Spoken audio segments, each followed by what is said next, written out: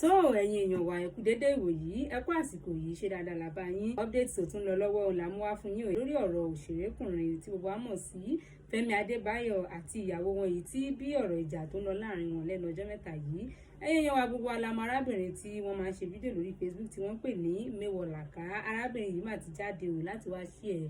opinion tiwọn àti àmọ̀ràn yìí tí wọ́n ní láti gba ìyàwó òṣèrékùnrin yìí tí gbogbo wa mọ̀ sí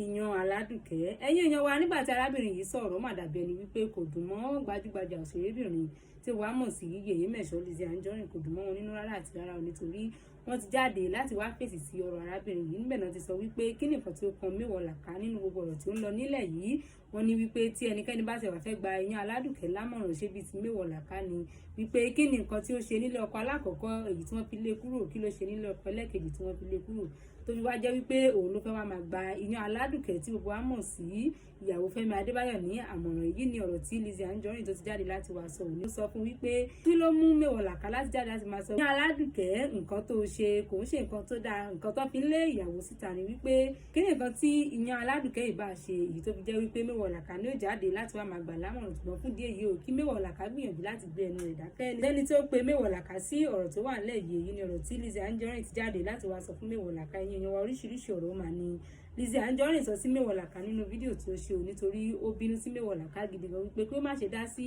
ọ̀rọ̀ Fẹ́mi Adébáyọ̀ àti ìyàwó rẹ̀ nítorí kò gbàgbé kankan wípé tó bá jẹ́ wípé ó tó èèyàn tó fún ẹni ní àmọ̀ràn ni ìgbà tó ti délé ọkọ alákọ̀ọ́kọ́ ẹlẹ́kejì tó fi délé ẹlẹ́kẹta wípé yóò ti gbìyànjú láti dúró ńbẹ̀ ṣùgbọ́n nígbà tí Mewolaka ò lè dúró nílé ọkọ méjèèjì tó fi jáde láti wá fún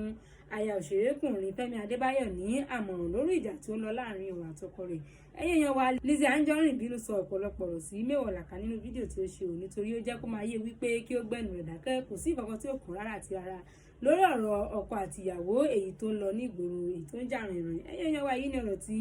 Lizzy Anjorin ti jáde o láti wá sọ sí arábìnrin yìí tí wàá mọ̀ sí Alhaja Mewolaka kí ni ohun tí ẹ lérò lórí ọ̀rọ̀ tí Lizzy Anjorin tí ó sọ sí arábìnrin yìí ohun tí ẹ bá lérò lórí rẹ̀ yẹn wa ẹ pàdé wa ní comment section kí a lè sọ̀rọ̀ nípa rẹ̀ tó bá rí bákan náà ó tún di ọjọ́ mìíràn ọjọ́ ire ó dàbọ̀.